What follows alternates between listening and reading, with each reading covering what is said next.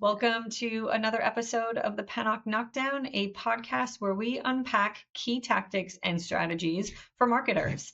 Today, I'm joined with Hannah Awada. She is the founder and CEO of Hummus Goodness. I'm so happy to have you on the show today, Hannah. How are you doing? I'm doing great. Thank you so much for having me. Well, tell us a little bit about what you were doing before starting this awesome hummus brand, and then more about what you're doing there. I did not go to school to be a hummus maker. I actually went to school to be a teacher. But my husband's job has taken us all over the world, including Shanghai, to Michigan. And if you know anything about Michigan, especially the Detroit area, it's the Middle Eastern capital of America. I mean, you can get great hummus at a gas station. And so I went to a party here in Michigan, took some hummus, and everybody said, sell it. This time around, I'm like, no, we're okay. I'm not selling hummus. You can go buy it at the store. My friends were like, Hannah, you're Lebanese. Have you ever bought store-bought hummus? No. So they challenged me to go buy store-bought hummus. I did that. I opened up containers from all different companies and all different brands. And I quickly realized nothing was the hummus that I grew up with. There was no olive oil. There was no lemon juice. There was no garlic. It just tasted like processed paste. So that's how Hummus Goodness started. Wow, that's incredible. Talk about like finding white space and then kind of being unaware of the white space since you had always made it yourself. You didn't have the experience of store-bought. So that's really cool and crazy how the story came together. So with the white space, you're so right. The hummus set is saturated. I mean, I could probably name 10 brands at the top of my head before I started a hummus company if I just did a quick browse. And now there is so many more. But where the white space to us, I realized was there was nobody doing it the authentic Lebanese way. People Yeah. were not using olive oil. The brands are not using fresh lemon juice. They're using citric acid. They're using soybean oil. They're using potassium sorbate. Those are all things that just really don't belong in hummus. And so we Mhm. identified the white space and said from day one, okay, if we're going to start a hummus company, it's going to be done right. It's going to have olive oil, Mhm. lemon juice, and garlic. We're not going to compromise on those three ingredients. And so from there, we've always looked for like the best and the best products to use. Our beans are glyphosate residue free, like our beets are roasted in house, as are our red peppers. So that's like the touch that we're doing. We always like to say, we want you to go to your favorite Lebanese restaurant and try hummus and be like, ooh, that was so amazing. Now I'm going to go to my local grocery store and pick up a container. Mhm. And we want you to open ours and be like, ooh, that's almost as good as what I tried.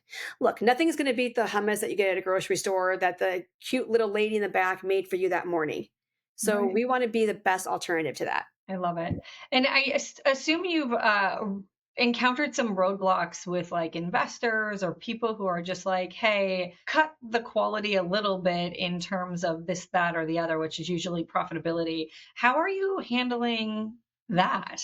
That is a huge thing. And so when we started the company, from the beginning, we were like roasting our vegetables in house. We were roasting the beets in house, and we would get our cute little beets from Eastern Market, and we'd wash each one and wrap it in foil and put it in the oven. As we grew, we went from roasting like 9 beets on Tuesday morning to roasting like 200 pounds of beets at a time. We work with a manufacturing partner who has been absolutely amazing, and he suggested, why don't you use jarred or use canned or use bagged? And we just pushed back and said, hey, listen, like it's an easier solution, but it goes against who we are as a company. Like we're the fresh company. As frustrating as it had been, he respects it.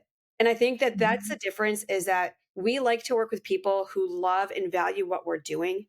Any investor that we talk to, any distributor that we talk to, manufacturing partners, retailers, we don't want to go the cheap way. I'll give Yeah. you a really quick story. I pitched to a major retailer recently, and they said, we love your product. The price point is not there. I said, okay, well, where does the price point need to be? They gave me the number. And I said, I can do that for you, but I'm going to then have to use citric acid and soybean oil. I'm going to have to probably fire half of our employee staff on the line and make it fully automated.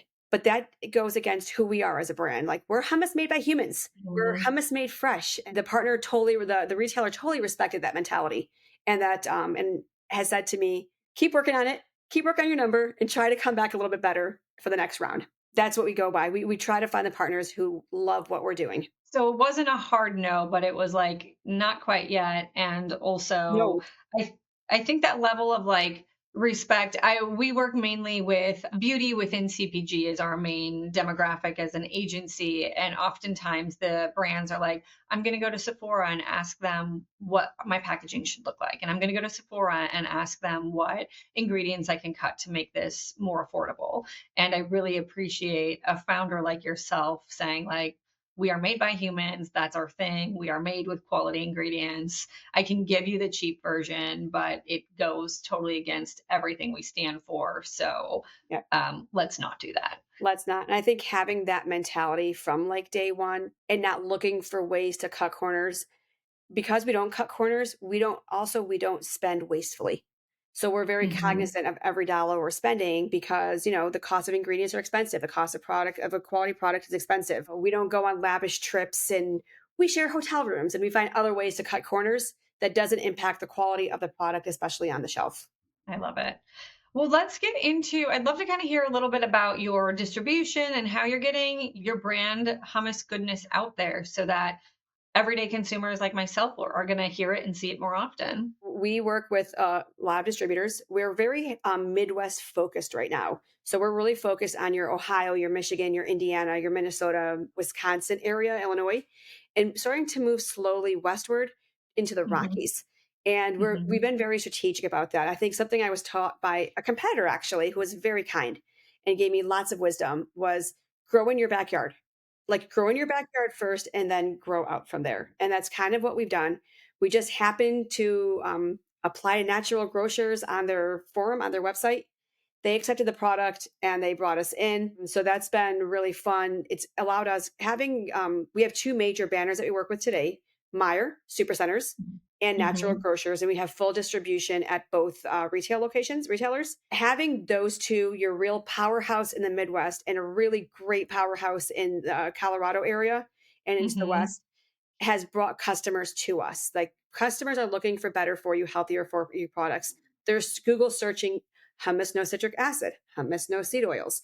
They're finding us that way. Hmm. We're investing with Instacart ads. We're investing in social media ads. We don't really Hmm. do like the influencer marketing thing, really honestly, very much. But we do Hmm. targeted ads, especially with a new retailer launch or a giveaway or something like that. And how are you like tracking effectiveness of those? Because is the goal to get people to go into the Myers or the other stores and just start buying you there, not an e-commerce component, correct? So we don't sell e-commerce. It's something that we have been asked for repeatedly, but hummus is very temperamental and it doesn't like to be warm. And summer months come and you're trying to ship a box of amazing hummus to California, it doesn't work good. So we focus 100% on that retailer to help get the word out for us. That's really smart. And I love that you've now, through your ads and through your exposure, started to have people find you, look for you, or look for the qualities and characteristics of what you do on Yes. the Googles and likely the Geminis and Chat GPTs at this point. 100%. And I think one thing that works for us is there's not a lot of clean hummus out there. There really isn't. There's a couple of brands who are doing it right, and I give them total props. But there's nobody using olive oil, lemon juice, and garlic just like that in a row. And so when consumers like you or your friend finds a brand like this, there's excitement. They tell each other, they tell their friends. That word of mouth, we get emails all the time from people who are like, my friend knows I don't like citric acid, found your hummus, Mhm. and I'm obsessed. Thank you. So it's just people like That's to help. really We're woman owned brand. And I think people love that we're a woman owned brand and they all want to shout yeah. out and support each other. Yeah, I love it. And what does the future look like? So I get that like you're starting in the backyard, you're going to make it to the Rocky soon, probably national. Is there the name implies hummus of the brand, but like is are you just going to continue to like do different flavors and assortments that way or kind of how do you see the future look for you like the next 5 years? So we definitely know there's a lot more growth to do in the hummus category. And so being now that we're in the Rockies and we're in the Midwest, we have a lot of space to fill in between and all around. Our focus right now is to really get that honed in strong, increase our velocity, increase our distribution, increase our sales altogether before we expand into a different product. I don't think we'd Mhm. expand into a different product line as we would expand into like different sizes, for example, Mhm. would be something that we're looking to do. So we do a lot of food service. which has been a really Hmm. good part of our business.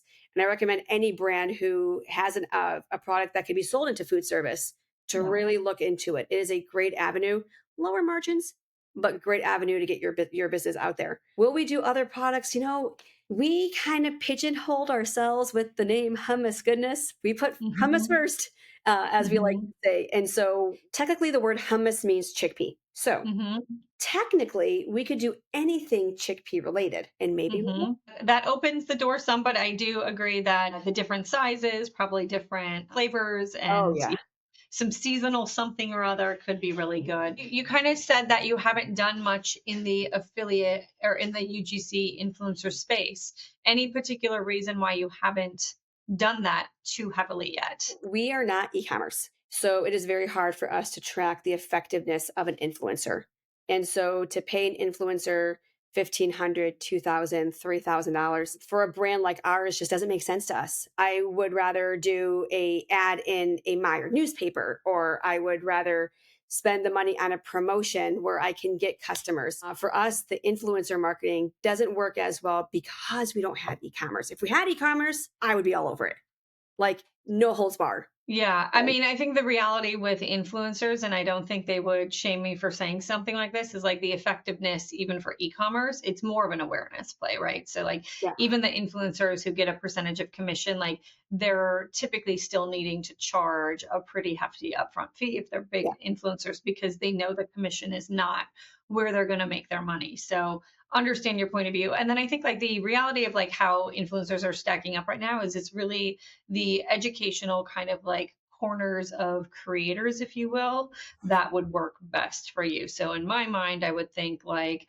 someone who incorporates hummus in a unique way into their cooking. Obviously, if there's like a way to incorporate it into, I don't know, like maybe yeah, I can't even come up with a good example because I'm yeah. like, you might just hate me for my next No, no, example. those So are all great things, and we have done some. We have done some like micro influencer marketing. We like that kind of stuff, but yeah. we just haven't leaned heavily into it right now. I think we're still in the phase where we're trying to increase our brand awareness at the retail level. We worked with Dandelion Chocolate for a while, a chocolate maker here in the San Francisco Bay Area.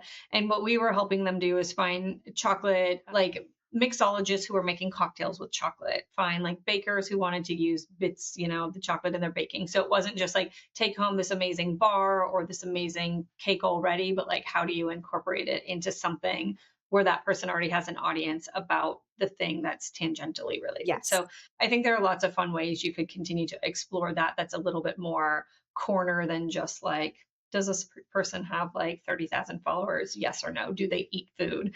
Yeah. And then be like, sure, you're a match.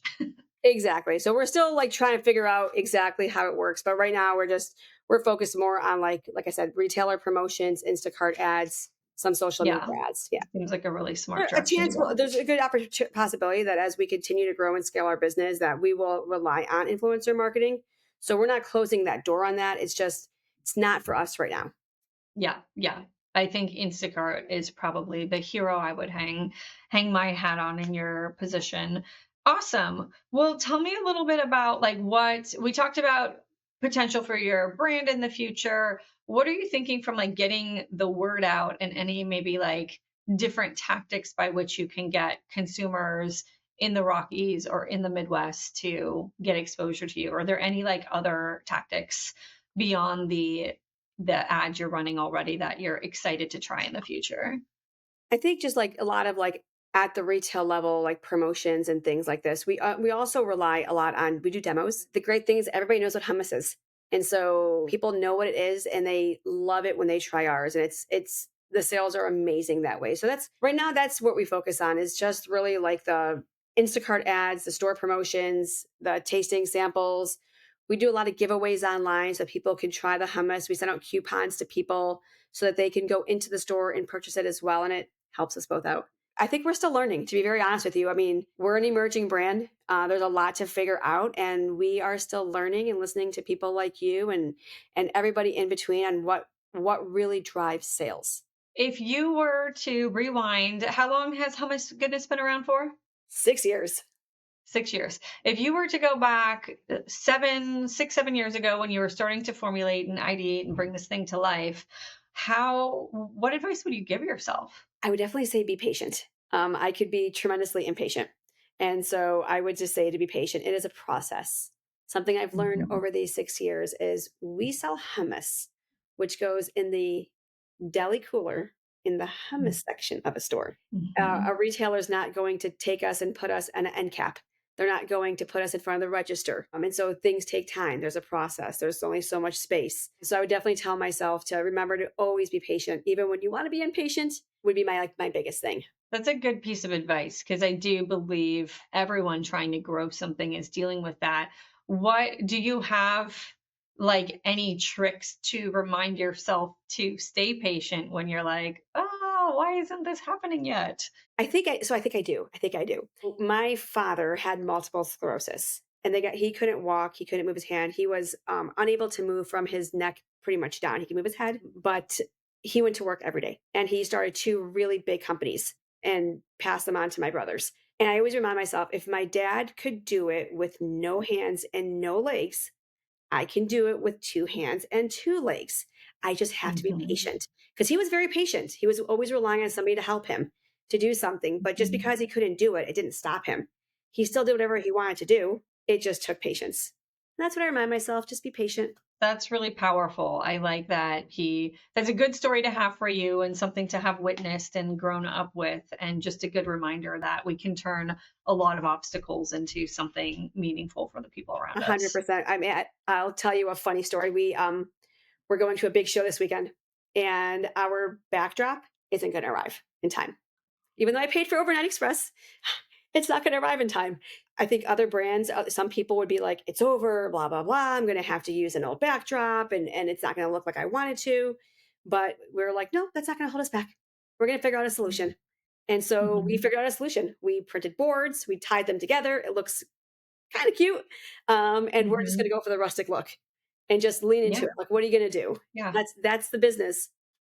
Yeah, you make it work. You make it Thank you. work. And I think one of my neighbors told me when I accidentally drove my car into the garage was, it's not a problem if you can pay money to fix it. So, and I think like you spent time and probably some money to come up with the solution, and you tried to fix it with overnight in the first place. That money didn't fix it, but you found your time and resources to come up with this board solution. So that's Yep. great.